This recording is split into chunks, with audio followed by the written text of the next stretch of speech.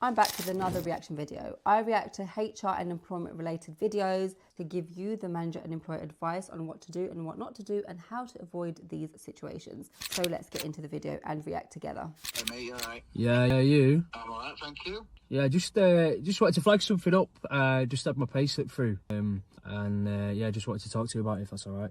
Alright, what about you? You can immediately sense the friction between the two, can't you? Are you right every month? Well, no, past couple of months it's been slightly wrong. Yeah, and it's the same again this month. So the employer alleging that he's been underpaid for 3 months in a row now, and that's potentially quite serious. The manager doesn't seem to take it seriously though. Well, I've been paid less than I need to be, so I just wanted to sort that out. Paid less than you need to be? What do you mean? As a manager, what you should be doing in a situation like this is listening to the other party. Ask questions so that they can clarify how they think that they've been underpaid. Even done in weekends and stuff, I'm missing all that time. I've just been paid what everybody else gets paid who doesn't do all that. Right, yeah. So, Now I'm going to say something that not everybody will like to hear.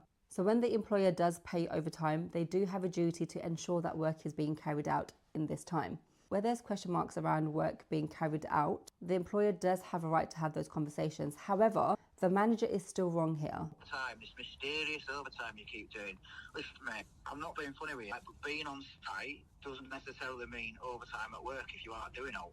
And I hear that. Being on site doesn't always mean that they're doing overtime. But again, the manager is wrong here. It's the employer's and manager's duty to ensure that they set out the criteria of what it means to be working overtime. Here, it's not transparent. So therefore, this conversation should have happened well before payroll run. No, about I stay later than everybody else. I do all the cleanup that nobody else can be asked to do. You've seen me do that. Do you do the clean-up, do you? Alright, yeah, that's interesting, that mysterious clean-up that I thought myself.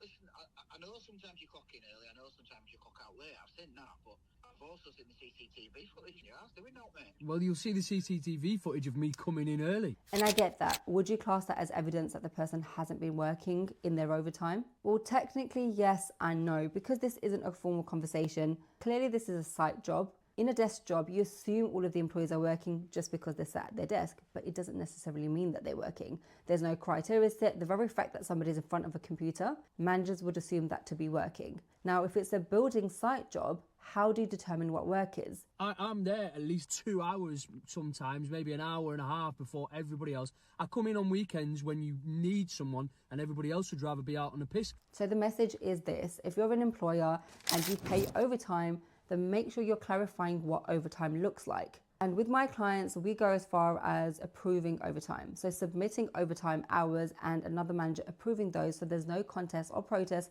when it comes to payroll run.